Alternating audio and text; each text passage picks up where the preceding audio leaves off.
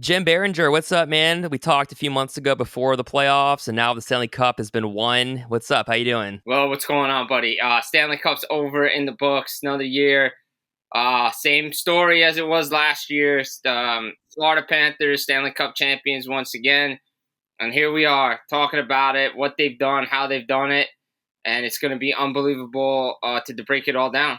Yeah, so obviously you had the very unique experience to be down in Florida to witness that thing again. Deja vu all over again, like you were just saying. They won it last year over Edmonton in 7, did it this time in 6 games. And yeah, what was it like for, I mean, you were in Florida for like the last, what, week or so, right? Yeah, so I went down on June 8th and didn't come home until, what's the 18th? For 10 days I was in Florida, which wasn't bad because, you know, that kind of was the plan all along, right? Like, the way game 5 was set up with like the one day off in between, unless it was really a cup clincher.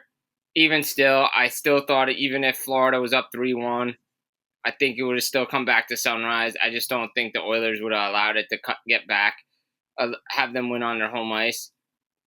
But you know, it played out the way it played out, and I'm grateful the way it played out because I get to see it again, be on the ice again, just to see all the guys celebrating year-long work, if not longer. And a lot of these guys on this team has played the most games, like over 300, like 10 games each guy's played over the last 3 seasons. It's ridiculous.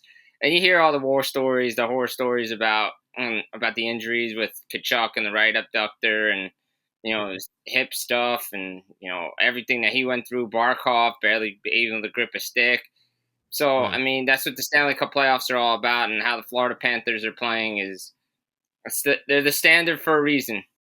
Yeah, that shit's crazy with, like you just mentioned, Kachuk. I mean, like you said, every year we hear about these injuries, and Kachuk, you remember 2 years ago against Vegas was trying to gut it out, and again this year with injuries from Four Nations and being able to play in the playoffs when it mattered most, and like you said, the injuries that we hear about afterwards, it's crazy what they go through, but not a surprise. But take me back to last year for a second.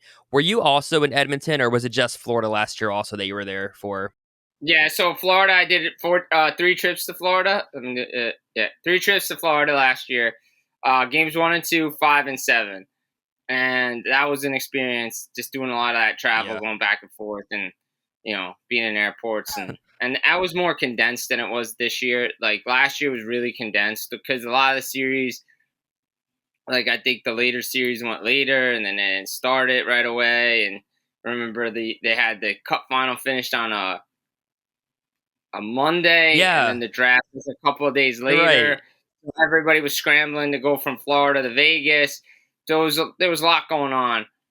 But it was unbelievable to be down there. And it was funny. We were all talking after the Oilers won game 5 last year. We were saying, we're like, we'll see you in 7. We'll see you here Monday night, because everybody knew it was coming back. Like, we didn't see a way for, the Florida Panthers to close it out.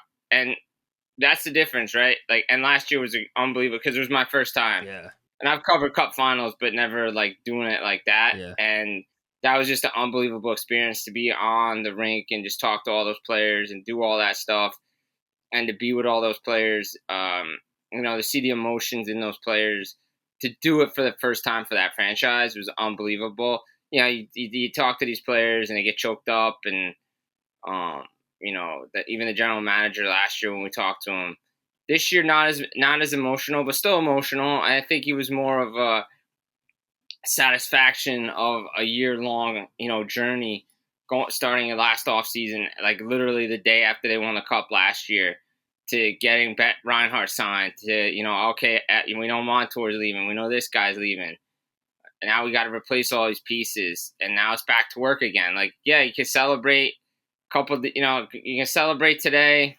The players can keep celebrating because they don't have to really do anything. But the GM's back to work. They'll enjoy it, the parade on Sunday, and then he's got to get ready for his draft, and he's got to figure out what he's doing with his players.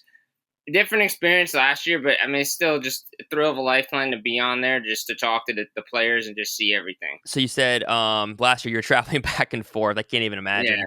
And this year you were just in Florida.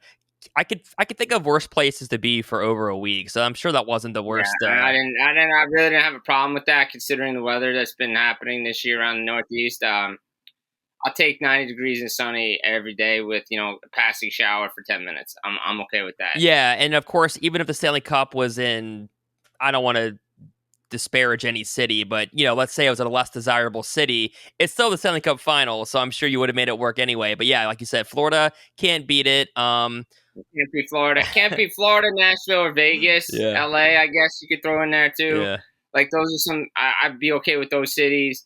Be a Canadian city too. I'd be cool with like just chilling. probably like 60 degrees there in Canada. Yeah, it's fine. Yeah, so this must have been a whirlwind day for you flying back right to Yeah. Jersey. So thanks for doing this for one thing. Oh, of course, man. I told you we would try to get this together, trying to work this together during the final, Yeah. but everything just didn't work. But it's okay. Glad we could talk about the final, talk about what happened, and break it all down. Yeah, it's probably better this way anyway, just because like selfishly, I'm off work for the rest of the week, so I have time to edit. I always want to edit ASAP, but then I know how I operate, and then I never want things to be behind or outdated already. So at least in this case, all that might happen are guys getting signed or whatever. But the main thing is the main thing has happened. Like you said, Florida won the cup. They're back-to-back champs. So when we talked like 2 months ago, I asked you at the end, what did you think? Like, who did you think might win? And you weren't. It was Florida, Tampa, I think Vegas, Colorado were like the 4 teams. I had the same 4 teams. I mean, I remember I had so in my Stanley Cup little NHL bracket, I had Colorado and Tampa Bay in the final, so that didn't work out too well. A lot of people, actually, though, but a lot of people had that because if you think about it, right, and I think it worked for both teams. If you really look at it, like how many people really thought Florida were going to get back the way they finished the regular season, like the way they were playing? They didn't have a lot of guys. They weren't healthy. Yeah, did they find their stride here and there? Yeah. But the way Tampa was playing, the way they put their team together, the way that it was like you could see the winner of that series going to Stanley Cup Final just because they've been through it all. And it turned out to be the case. The winner of the series went to the Stanley Cup Final, won the Stanley Cup again, and the cup stays in Florida. And Bill Zito, he put together a great team, and the work that he did with the salary cap, getting guys signed, putting guys in, guys wanting to stay, some discounts, yes. But I think, again, we'll find out. I think it came out. I don't even know if it came out yet, but we should find out soon who won GM of the year. Oh, yeah. If it's not Bill Zito, then I mean, as much as the great work Jim Nill did for the Dallas Stars, I mean, I think it's Bill Zito. He won the Stanley Cup. He's one of the best GMs in the league. He has great ownership, and they allow him to do whatever he wants within reason. Yeah. They tell him to go do it, they'll do it, and here they are. And they put together a great team, and they play within a great system. And, it's funny because he took the initiative to say, after they got swept by Tampa, where they only scored 3 goals in, I believe it's 2022, in that second round series where they barely got out of the first round against the Capitals, he basically said, all right, not good enough. Got to change the culture. I'm going to move out a 115-point player. Guy who set franchise records. Going to move out a defenseman. Going to go get Matthew Tkachuk. We already brought in Sam Bennett. Going to make all these moves. Get Forsling off waivers. Just pick up different guys along the way. That really changed the franchise around, the fortunes for that franchise. And as Matthew Tkachuk says, that's changed his life forever because he is what the Florida Panthers are. They lead by example. Reinhardt's there. And here we are. These guys continue to lead the way, and you draft well, and you find those guys that play the roles, and then you hire a great coach in Paul Maurice. Yeah, I remember when they hired Paul Maurice, and I was kind of like, but yeah, he was the right guy. I can't remember if I was talking with you about that or what, but I just remember thinking like Winnipeg was always good. They would fall short, and I was like, I don't know. I thought Burnett was the guy because he took over as the interim and for Quenneville, and I thought like, why fire? But obviously, Bill Zito knows what he's doing, and Paul Maurice has been the perfect guy in Florida. And the rest of you make it sound so easy. Obviously, it's never easy, but if there is any team that can make it look easy lately, it's the Florida Panthers, and like just the run they've been on. And as hard as repeating is, and as I mean, forget 3P. That's almost impossible. But if any team was well positioned to do that, it seems like Florida was right there. Yeah, no, I mean, look, if you look at what Florida is doing, I mean, they are set up to, three-peat. They are. The way they play, come playoff time, they know what to do, and they get it done, and they execute their system. And Bobrovsky was on his game, and like I tweeted out, I was sitting next to Russ Cohen, Sportsology, yesterday for the game, and we were talking about, like, we were just talking on warm-ups, and even before, we were like, if the Edmonton Oilers give up 2 goals in the first period, the game's over. Like Stuart Skinner, like he lost the net. You went to Cal Pickard. Now you're yo-yoing the goalies. Chris Knobloch overcoached himself. The phrase we like to say in baseball, overmanaged. Yep. Like, yeah, as a Yankee fan, I'm tired of Aaron Boone overmanaging. Me too, yeah. Chris Knobloch overcoached. But that's not the reason why the Edmonton Oilers lost. The Florida Panthers are just too good. They play within that system, and Bob was locked in. He stayed out to about the 22nd mark of warm-ups, and he bailed. And that's unusual for a starting goaltender to get that much work, but he wants the work. And you could tell right away he was locked in. Like, first shot, Edmonton had their push. They pushed. The Bouchard shot. He gets his pad out. Save. He stopped McDavid. He stopped a couple guys. He knew when to move the puck out. But you knew he was dialed in. And that was a problem. Because the only way the Oilers were going to win that game last night is if Bob had a stinker. And he wasn't going to have a stinker. The way the guys talked, even the day before, because I didn't end up going to the morning skate on Tuesday. I wanted to catch up on some stuff. And so I talked to the guys on practice on Monday, and they all talked the same thing, especially Kachuk. He's like, we've been here before. We know what it takes. We know it's the toughest game to win. We know they're going to be desperate, but we have to match their desperation level. We're treating Game 6 like Game 7. They all wanted to end it at Game 6. They didn't want to go back to Edmonton. And what Paul Maurice said was very fascinating. He said, last year it was an experience of firsts. First time when they were up 3-0 with the families. They experienced all that. Now they know what to expect. Skip it. Get ready for the game. And it showed. Yeah, early on, they didn't play their style of hockey. Some of their passing was off. But once they got those 2 goals, they settled in. And it just was a boa constrictor. And like I said, Chris Knobloch kind of overcoached in Game 5. He changed his lineup after they won 3-0. And that should have been the game that changed the series for the Edmonton Oilers, and it wasn't. And he puts Ekholm on his offside, which doesn't make any sense. And then last night, the Oilers played well. And then they decided to put Connor McDavid and Leon Draisaitl together at 2-0. And I'm like, it's still a hockey game. You're still playing well. Yeah. That's his decision, and it cost him. And here we are. The Oilers lose again. And look, everybody says, oh, Connor McDavid, he's got to win. Well, you know what? Sometimes you got to get beat up before you can win. Yep. And I know everybody says you got to learn to lose before you can win. Look, Michael Jordan took a beating at the hands of the Detroit Pistons before he got fed up and said, I'm going to be the one that start to punch back and be physical back. So, the Oilers look defeated. They look tired. And it's the little daggers every game that the Florida Panthers bring. Shot, little hit, little this, little that. And you could tell. And the second goal by Skinner was not good. Oh, yeah. It just wasn't good. It just went off his glove. And for a guy like Kachuk who can't skate, to just, barely put it on that and it goes in. The Oilers had no confidence in their goaltending, and it showed. Yeah. So with McDavid for a second, he's got 1 year left on his deal, right? You think he ends up going somewhere else, or you think he'll stay in Edmonton long term? No, he's not leaving Edmonton Ever. Okay. Why? Why would he leave Edmonton? The thing is, if he was going to leave Edmonton, why is Draisaitl sticking around for 8 years? That's true. They're the best of friends. They're best buddies.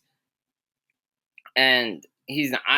Look, I'll be shocked. Anything can happen because Wayne Gretzky got traded from Edmonton to LA.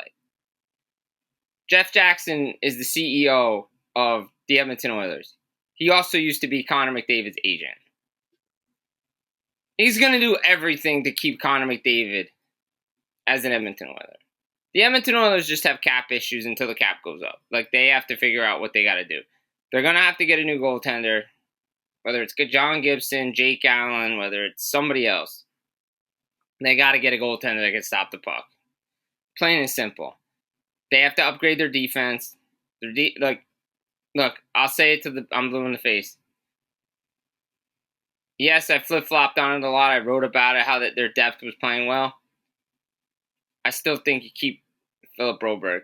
I think, not having Zach Hyman, yes, but Broberg and Holloway, the July 1st, not having a general manager July 1st last year and allowing Jeff Jackson to make those signings was not the smartest play.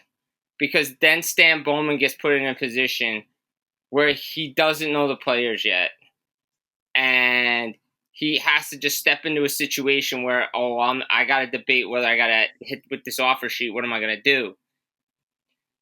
And, now I've seen reports like, the league's still investigating Edmonton Oilers. Well, if the Edmonton Oilers had put Evander Kane on LTIR at the beginning of the season like they should have, you could have kept Broberg, you could have kept Holloway, and this investigation wouldn't have been a problem because it's not legitimate because Kane was hurt. He had multiple surgeries, knee surgery, he had hernia, all this stuff. So I don't know what they're looking at. If there's something else that they think is suspicious, fine. And that's why I missed game 1 of the playoffs.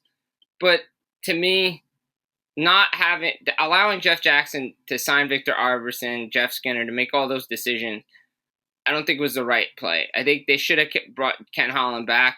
But again, with Broberg and Holloway, they yo-yoed him a lot last year too.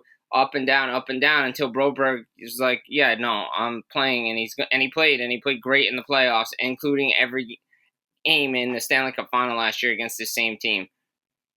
The better team won, plain and simple, but the Edmonton Oilers have a lot of decisions to make. Don't forget, Evan Bouchard needs a new deal as well. And, it's funny, I know I'm talking a lot, but it's funny because I see all these clips that people put out, and, obviously everybody's a fan of Biz and all this stuff, and talks about the core 4, and it's the new core 4. It's not the new core 4 because at least these guys got to the Stanley Cup Final. And there's not a stagnant cap, so it's not like these players are getting whatever they want. They'll just move on. They can move these guys. Kane will be gone. So they'll try to move Kane. They'll try to move Arvidsson. They'll get a new goalie. The difference is the Oilers have proven they can win. Yeah. And they've changed their mix since McDavid and Draisaitl's been there. The Leafs never did anything.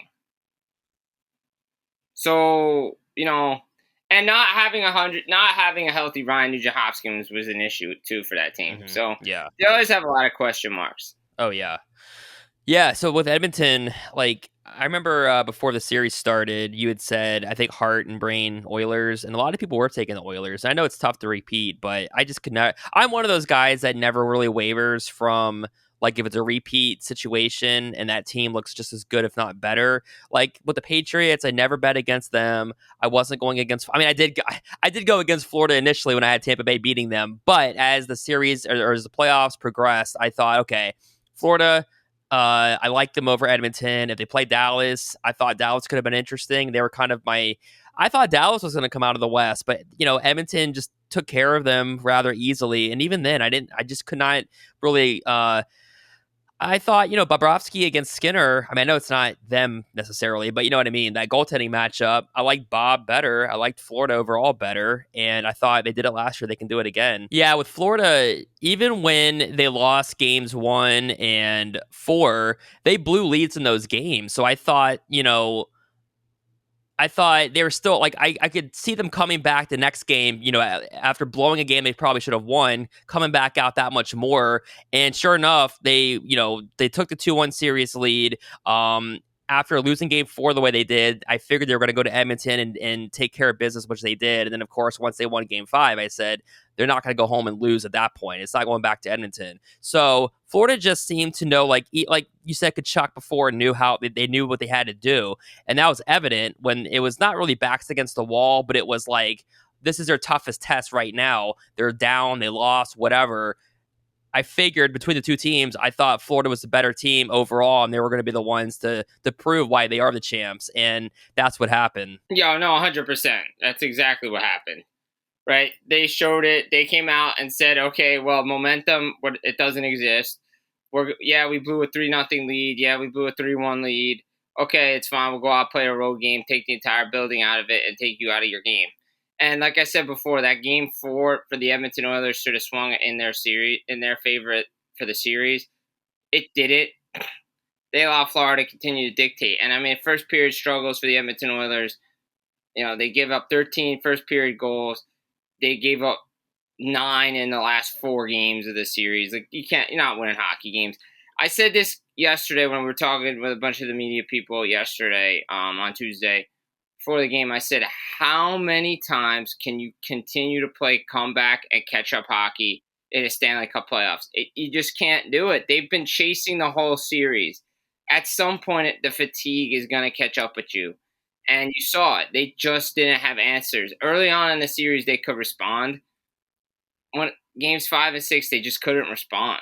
So now that Florida has won twice in a row, not to like compare teams and all that, everything is different. All the situations are different, and not to be like prisoner of the moment. But like when Tampa Bay went back to back, obviously that was very impressive. They went to 3 straight finals, just like the Panthers did.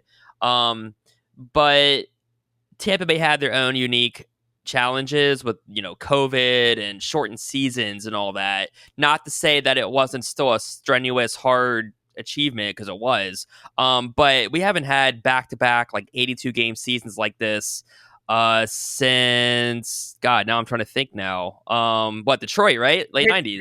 Oh, Pittsburgh. Yeah. Pittsburgh, and then Detroit before that. But you think about the Kings that won, 2012 and 14. I know against your Devils, but the Kings championships, the Blackhawks 3 and 5, Pittsburgh. Is Florida? Do they impress you the most? And again, not to be prisoner of the moment. I know you just witnessed it, but what's your take, I guess, on like kind of the next dominant, force that we're seeing right now with the Panthers and how they kind of stack up against some of these teams over the last, 25 years? I mean, look, the Florida Panthers are building something, right? Like, you've been to 3 straight finals. You won 2 Stanley Cups. Like, it's modern day dynasty, right? Like, I don't know if we're going to see a team that can three-peat, but they have the ability to do it, right? Bill Zito's hit the home runs. They play the right way. Paul Maurice, they play as a team. They are a team. They're the definition of a team. I mean, you saw the celebration on Tuesday night, the way Barkov skated it to his teammates. They did like that soccer celebration, like a lot of they do. Then he skated it out. But the next thing, everybody's always looking for the handoff. Who's getting it first? Well, it was the guys that didn't win it first. Like, that's from tradition. Like, it's usually, it goes to it would probably gone to Marchand, or it would have gone to Reinhardt or somebody like that, Kachuk, whatever. But they took their turns because they had it last year. They gave it to the guys that didn't have it first. Usually those are the guys that get it last. No, they said, this is a team. Everybody was a contributor on this team, even the guys that didn't play. So that, to me, makes them it's the most dominant team I've seen play that style since the Devils. And they've tinkered at how the New Jersey Devils played, where they had the 3 cups in 9 years and 3 finals and 4 years and stuff like that, where they won, what they did, right?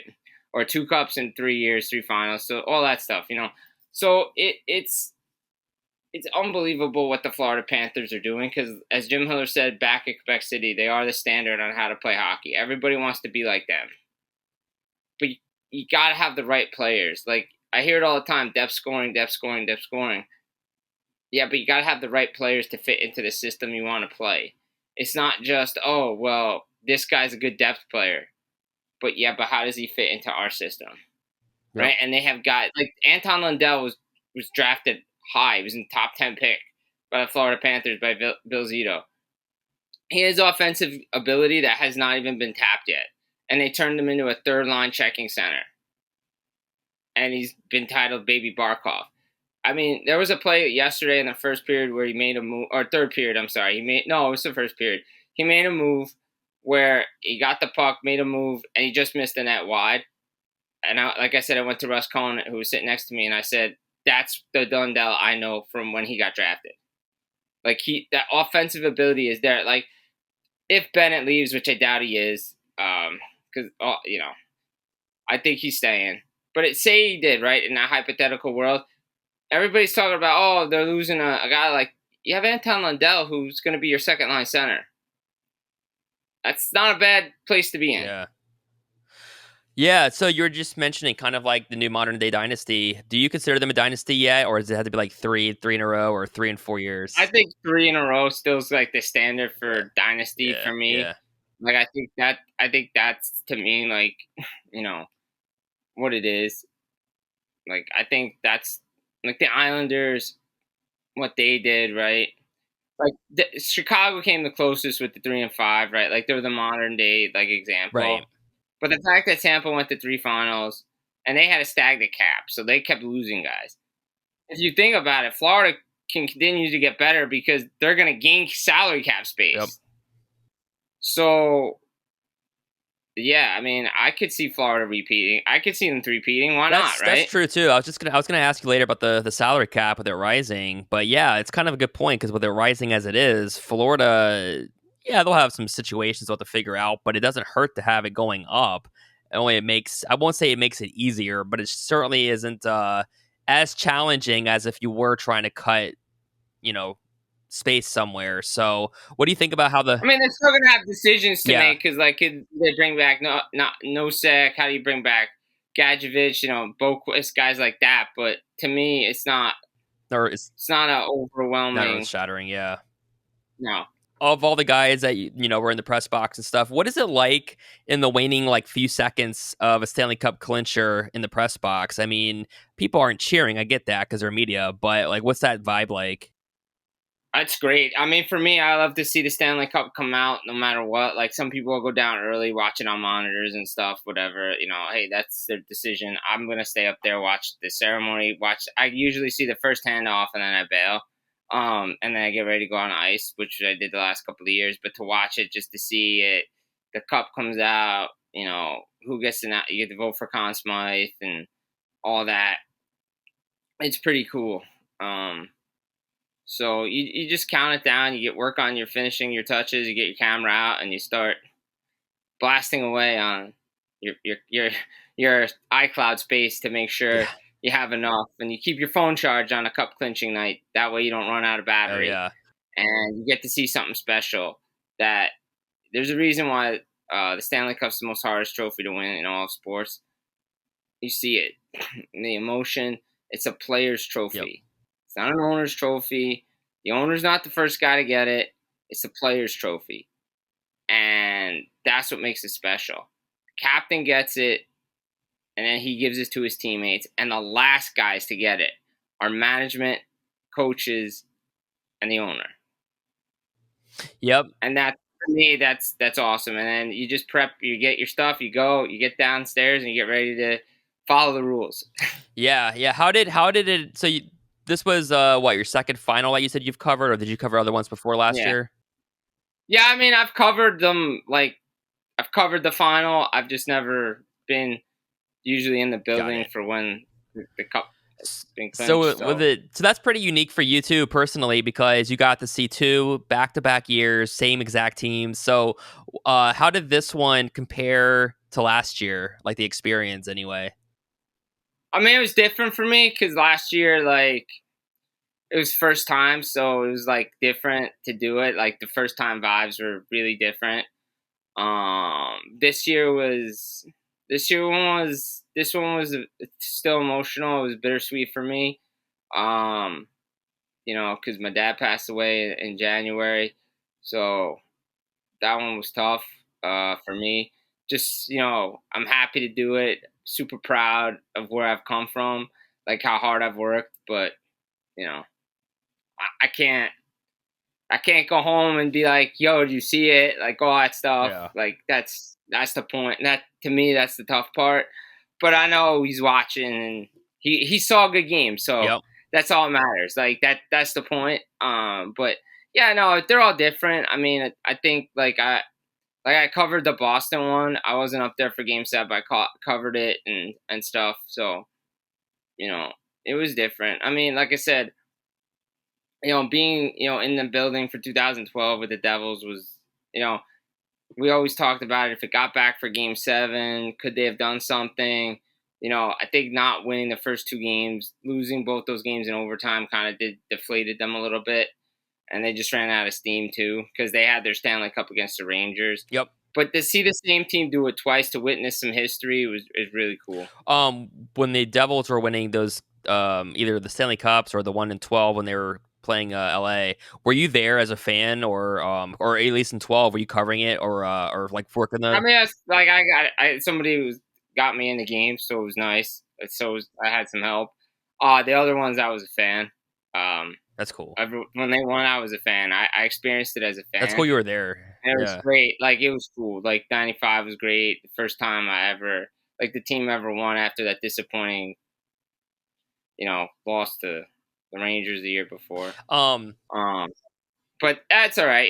They got theirs. And then the 2000, I was at Game 5 when everybody thought they were going to clinch it, and then Dallas won in triple overtime.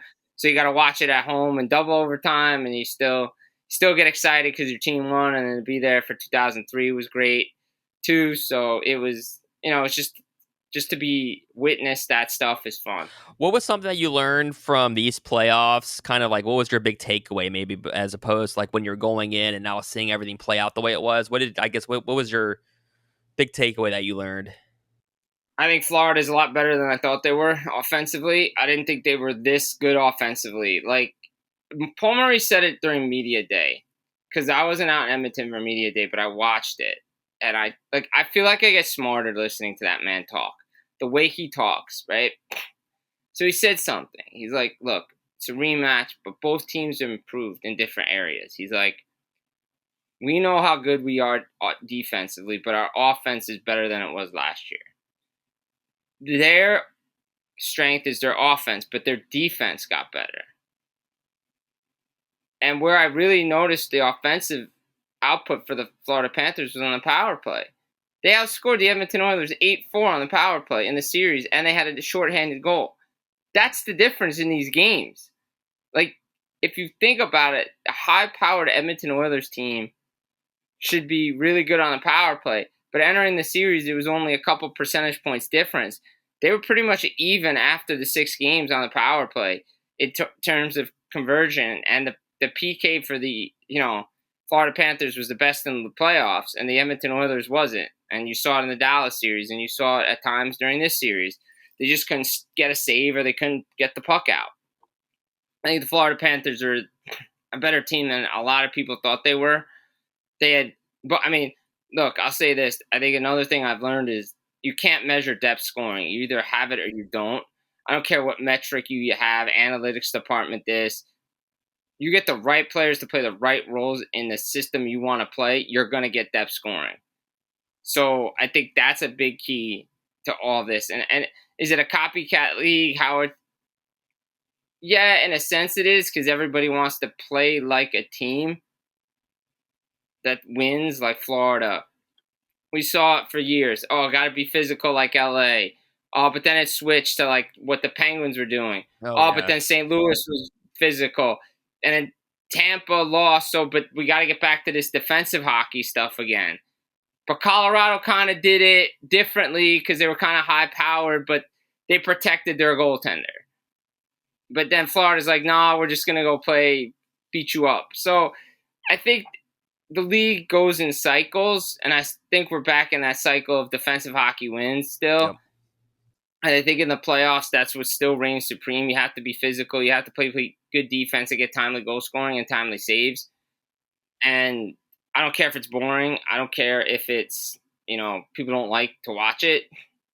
I got 3 Stanley Cup banners on the other side of my wall that says differently. Oh, it's true.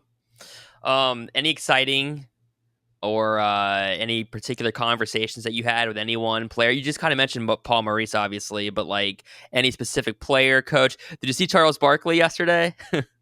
I did. Barkley was walking around the thing. I talked to Hank. So What was interesting is like entering the final. I wanted to seek out the goalies. Yeah. I wanted to ask them about all the goalies, like they're going down early, like You looked at Hellebuck, he went down early. He was getting exposed up top. Like a lot of goalies are getting exposed up top because they go up early. I was talking to Cody Schneider about it, Brian Boucher, Kevin Weeks, Henrik Lundqvist. Like we kind of get that. I'm not a goalie guy, but I was like trying to get in their head, and they all hate the fact that the goalies go down. They don't try to find their position like Brodeur does in a hybrid style before they go down, and then they get exposed. And you saw it.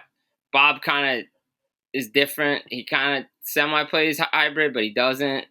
But yeah, that was the one thing I love talking with the goalie guys. And, you just talk to different guys around the league about what they're seeing, how they see the series. So, I mean, to me, that's always fun, interacting with different outlets and different people from there. I talked to some guys from Finland. Those guys were really cool. Just what they're seeing, how they interact with their guys. I talked to a bunch of the former Devils, but I got to talk to Marchand, who was really cool. His personality. I covered the Bruins for a little bit on and off, and he was always good, but I didn't know he was this funny and this personable. Maybe that just comes with age. You get mature, you get older, and you get a family, so you have to let it out. Yeah. But this dude, I mean, this guy's one of the funniest guys in the room. Luosterainen, all these guys, all they say the same thing. It's a special group in there. They're a good team, and they know they can win. Well, I guess Florida at this point, I guess all those guys probably remember you now. They know you now at this point. It's been a year. Yeah, yeah, they know. Well, a lot of the former Devil guys saw me come in, and they're like, "Hey, what's up?" And I was like, "Hey, what's going on? What's going on today? What's up?" You get to talk to your boy Wayne Gretzky? I saw him. I didn't get to talk to him, unfortunately. I said hi to him, but he's a busy man. Yeah, no, I can only imagine. What about the TNT, Biz and Liam? I saw Biz. I saw Liam. I was talking with Kenny Albert a lot. Eddie O. I was talking with him a lot. I was talking with a lot of guys from Sportsnet because I know those guys too. Yeah. So I was talking with Elliot and Gene Principe and a bunch of guys from Sportsnet that I knew. Was it? So that was kind of cool. Oh, I didn't mean to cut you off. Was it kind of you just see them, you kind of go up to them, or do they come up to you, or is it kind of a mix of everything? It's kind of a mix of everything because I've seen these guys now to a lot of the events that I go to. Yeah. So they know me now. Nice. I'll be like, "Oh, hey, what's going on? How you doing? This and that. Shoot the threes.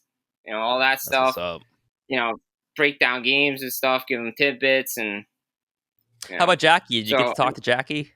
I did see Jackie. She's cool. Yeah, she looks cool. Yeah. And Panger. Me and Panger were talking a bunch because I like Panger. Me and Panger have a nice rapport, so it's always fun to talk to Panger. He's such a nice guy, and he's like, yeah, you're the only guy. When I was a fan, we'd hang out and stuff. Yeah. And he asked the Devils fans a trivia question one time. He's like, do you know who the goalie was? Who the guy was in net that John McClain scored on? And I was like, it was you, Panger. It was you. That's funny.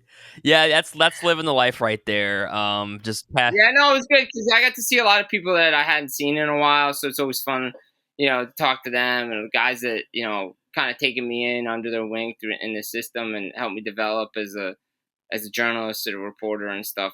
It was really nice. I got a few more questions for you. I don't want to take up your whole night or anything, just a few more things. But I was curious, what's next for you this offseason? I'm sure you're covering the draft and everything, but are you going to the draft in LA, or are you just kind of hanging out in Jersey for a little bit and just kind of writing it up?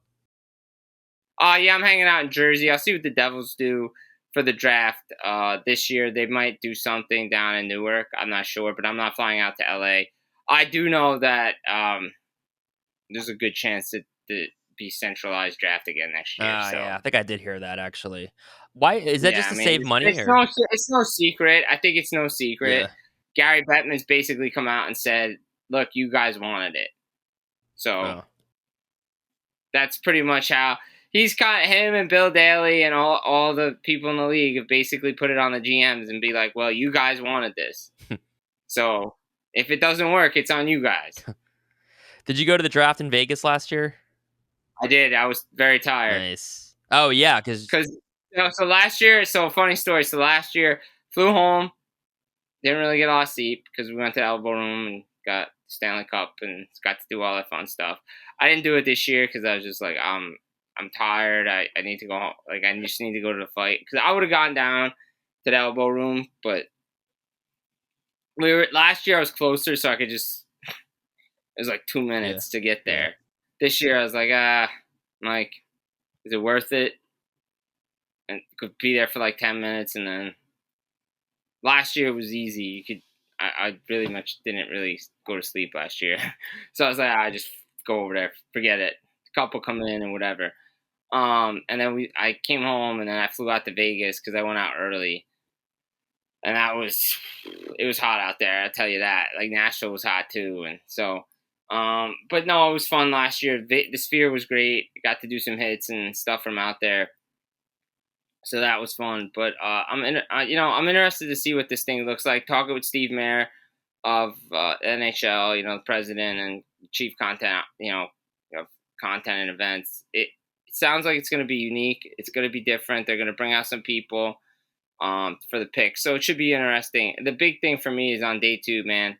If the communication goes down, they're going to be so screwed. Mm-hmm. Yeah. Was that an issue last year with communication? No, because everything was centralized, so everybody was in the same I spot. got you. So you could go walk table to table. Now, Right. if they're doing it through Zoom, their Right. phones, like Gotcha. we know what happened with the Zoom Yeah. draft. It took forever. Right, I got you. Yeah. No, that makes sense. So this year, obviously, you had the final. You were in Ohio for the outdoor game. You had the Four Nations. You've Yeah. been all over. So what's your goal? Like with your career as it is, being able to cover everything. What's left? Like, have you been to every arena, or are there still some? I'm still working on every arena. Yeah. I want to go to every arena. That's the point. But just do all these events. Just keep living the dream and keep doing this thing. Yeah. And you were in Edmonton for the final last year, right? I did not go to Edmonton. Only Florida Right. for me. Okay. Only Florida. But you've been up to Edmonton before? No, I need to get to Edmonton. I've been to Calgary a couple times. Gotcha. Devils and Flames, or just in Calgary for certain things? I was in Calgary for their outdoor game against Montreal, Nice. but they played Dallas like the night before, so I snuck in and watched Dallas play. And so you'll be at the will you be at the Winter Classic in Florida? And was it Both? Yes, that is the plan. that'd be sweet. The plan is to be at both of those games next year.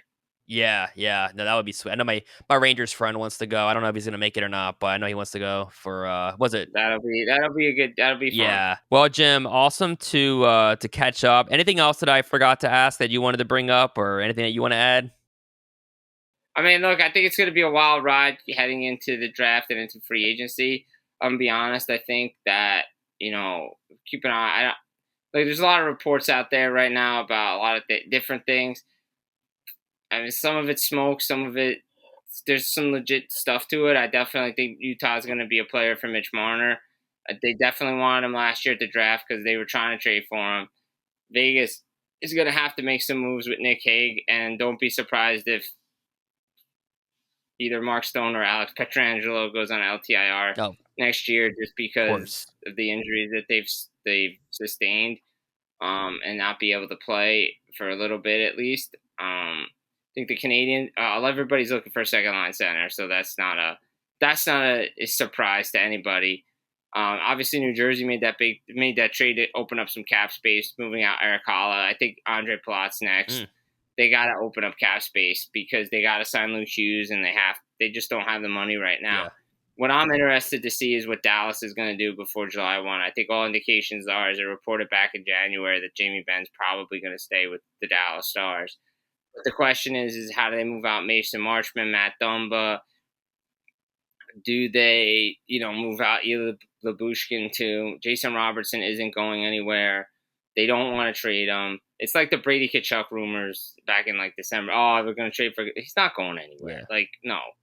Robertson's not going anywhere. It'll be interesting to see who they hire as their head coach. But yeah, that is interesting. Yeah, I think LA's probably could be a player for Marner too. And we'll see because could Utah move their picks? Who's the Islanders going to take first overall? Me personally, I would take Higgins over Schaefer, but I know they're going to go conservative. They're going to take the defenseman, even though they need offense. So unless somebody takes Higgins and they trade Romanoff to get Higgins, that could be something that they do too. But yeah, we'll see how the market moves. Not a lot of high price free agents out there. I think the Rangers are still working on some things. They want to move Keandre Miller. They want to move out Mika Zibanejad, despite what everybody says. Carolina Hurricanes, I don't think are going to make a play for Mitch Marner just because of, me personally, I just don't see the owner forking up the big dollars to get him. That's like your That's article. just me. Yeah.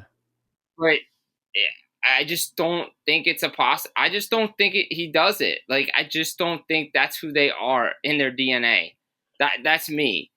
I know other people, think, oh, he's still going there. And all of a sudden I see Frank Saravalli say, oh, well, I don't see it. Well, I didn't see it 2 days ago, Frank. So, I hadn't seen it for a while. So I never saw it with Rantanen was going to stay. I just don't see them paying for the big free agent. I just don't see it. Yeah.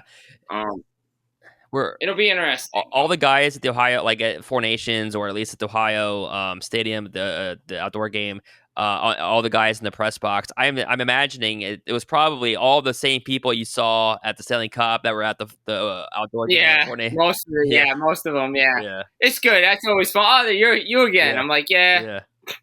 Like, yeah, it's fun. No, it's fun. Yeah.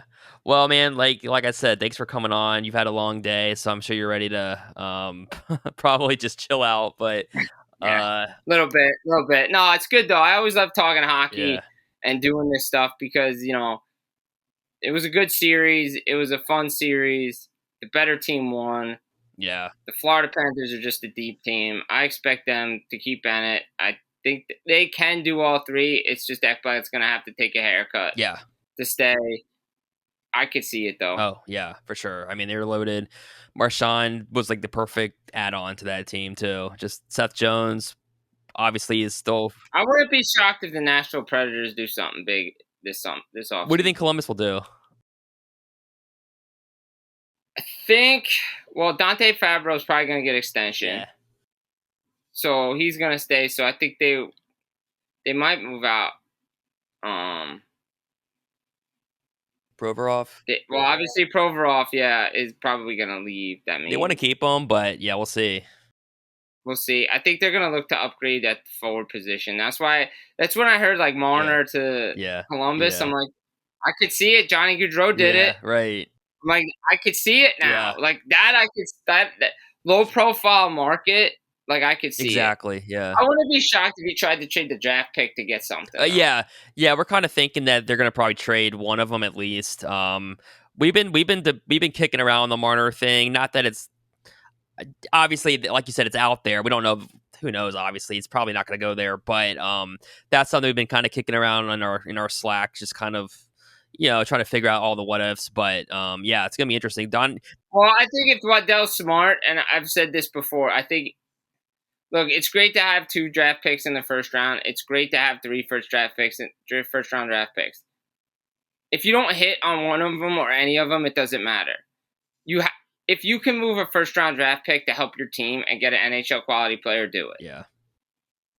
And I think they do, and I think they need to be aggressive because they were right there. Yep. The question is do they believe in Elvis enough, Merzlikins, to keep them? So if he's on the move, that could free up some money to do something big. And if that's the money that you bring up a backup, say you move on from Merzlikins, I think Jake Allen's a perfect backup goaltender for the guy that they have there now. Yeah.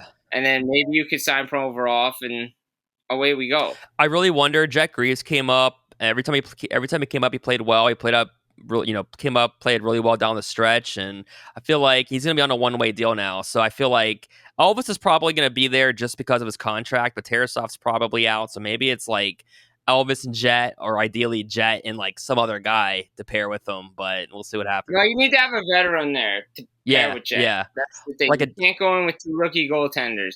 Can't do what Buffalo did and Winnipeg did the one year where they went with rookie goalies, and you don't have that veteran to settle things down. Yeah. So we'll see what happens. It's going to pick up soon. I think Detroit's going to do something big too. Probably. Yzerman's got to be feeling Yzerman's got to get the goaltending right. Yeah. He's got to get the goaltending and the defense right because he's on the hot seat. Yeah. Like, let's be honest. Despite what he says, he's on the hot seat in Detroit because this team was up. It was technically in the playoffs last year, but missed out because tiebreakers. Yeah. And they took a massive step back this year. Oh, yeah. Yep. And that was fun to watch them in the outdoor game. That was a fun Yeah. game. But all right, Jim. Thanks for hopping on. We'll keep chatting like we've been doing. But good to chat again on here. Yeah, definitely will. Always a pleasure, man. Don't feel free to hesitate to reach out. Always make it work for you. Glad to here to talk Stanley Cup Final and jump around the rumor mill a little Oh bit. yeah, for sure.